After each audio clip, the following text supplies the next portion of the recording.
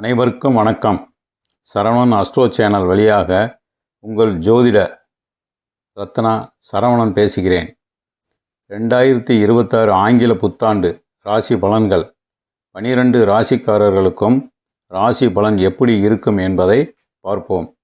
இதற்கு முந்தைய பதிவில் மேசம், ரிஷபம், மிதுனம், கடகம் ஆகிய 4 ராசிக்காரர்களுக்கும் எனது சேனலில் பதிவு போட்டுள்ளேன்.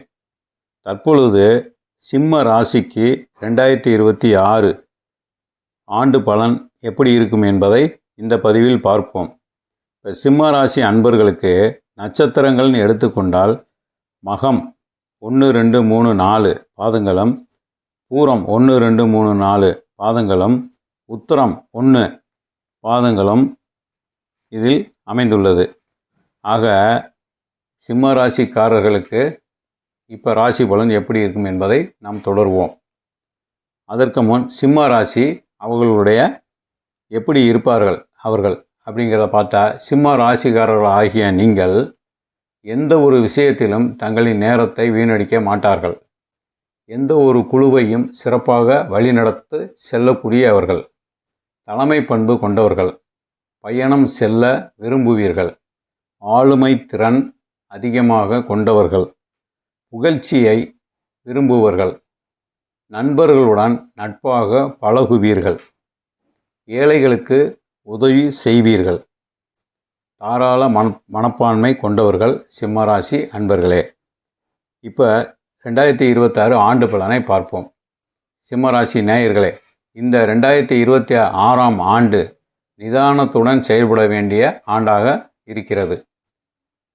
கேது ராசியில் இருப்பதால், சிம்ம ராசியில் இருப்பதால் மனக்குழப்பங்கள், சில சவால்கள் வரலாம்.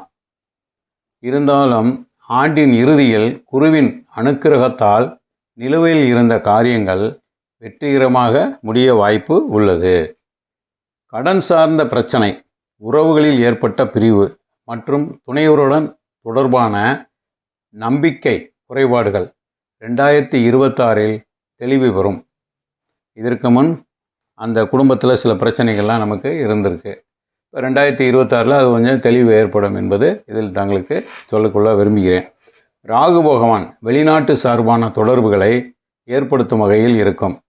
செப்டம்பர் வரை சற்று சிக்கலாக இருந்தாலும் ஆண்டின் இறுதியில் திருமணம் நடக்க வாய்ப்பு உண்டு.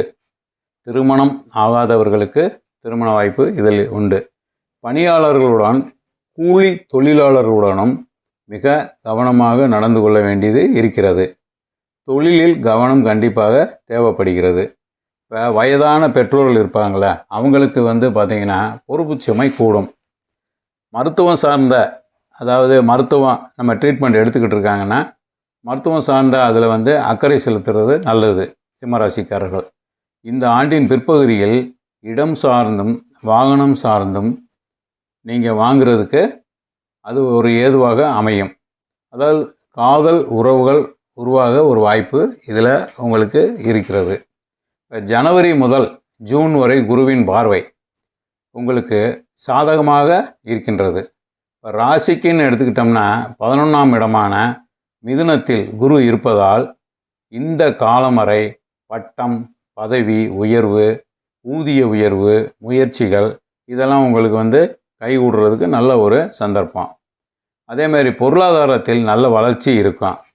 தாராள தன உறவு உண்டு. வீட்டில் சுப விசேஷங்கள் நடக்கும். புதிய வாய்ப்புகள் கூடி வரும். இப்போ அட்டமச்சனின்னு எடுத்துக்கிட்டோம்னா சிம்ம ராசிகளுக்கு அட்டமச்சனி நடக்கின்றது. சிம்ம ராசிக்கு 6, 7 இடமான அந்த இடங்கள் அதிபதியான சனி பகவான். இப்போ 6, 7 இடங்கள் அப்படின்னா சிம்ம ராசியிலிருந்து மகரம், கும்பம்.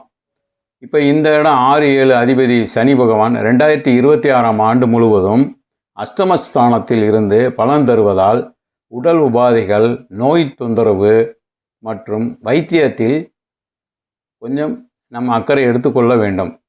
இந்த வைத்தியம் மாற்று வைத்தியம் கூட அதில் பலன் தரும்.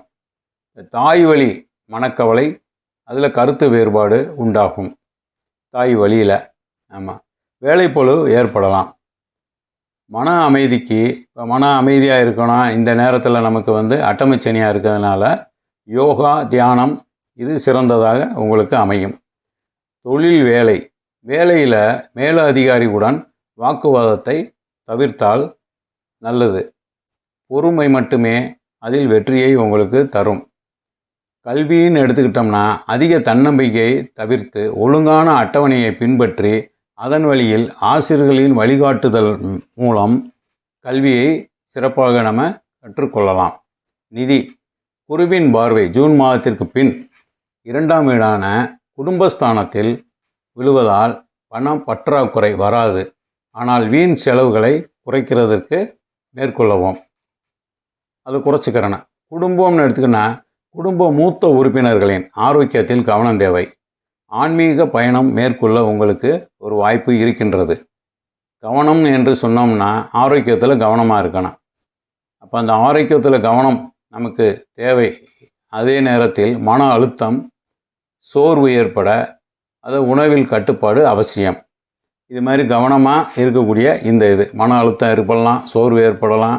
உணவில் வந்து நம்ம வந்து கவனமாக இருந்து ஆரோக்கியத்தை கவனம் செலுத்த வேண்டும் ஆரோக்கியத்தில். இப்போ இதில் வந்து நம்ம வந்து பரிகாரம் அப்படின்னு எடுத்துக்கிட்டோம்னாக்கா எது பரிகாரம், இந்த மாதிரி சில பிரச்சனைகள்லாம் இருக்குது. உடல் சார்ந்த பிரச்சனை, தாய் வலி பிரச்சனை இதெல்லாம் நமக்கு இருக்குது. அட்டமச்சனி இருக்குது. அப்போ பரிகாரம் ஏதாவது சொல்லணும்ல. சூரிய வழிபாடு இது சிறந்தது. சிம்ம ராசியின் அதிபதி சூரியன் என்பதால் தினசரி சூரிய வழிபாடு செய்வது நல்லது. அதே நேரத்தில் சிவ வழிபாடும் சிறந்தது. இப்போ சிவ வழிபாடுனா மாத சிவராத்திரி அன்று சிவனுக்கு பால் அபிஷேகம் செய்து வழிபடுவது நல்லது. இப்போ கடினமான சவால்களை கடக்க இது உதவும் உங்களுக்கு. அடுத்து பார்த்திங்கன்னா ராகு கேதுவின் பரிகார வழிபாடு. இப்போ ராகு கேது பரிகார வழிபாடு அப்படின்னாக்கா ராகு வேளையில் வந்து நம்ம என்ன செய்யலாம், துர்க்கைக்கு இப்போ ஞாயிற்றுக்கிழமைன்னு எடுத்துக்கிட்டால் 4 to 6 அந்த நேரத்தில் ராகுக்கு துர்க்கையினுடைய அம்சம் அதுக்கு நீங்கள் வந்து பிரீத்தி பண்ணிக்கிறது நல்லது. இதனால் வந்து சிம்மராசிகளுக்கு இந்த ஆண்டு நல்ல ஒரு முன்னேற்றம் ஏற்படுறதுக்கு வாய்ப்பு இருக்குது. நன்றி, வணக்கம்.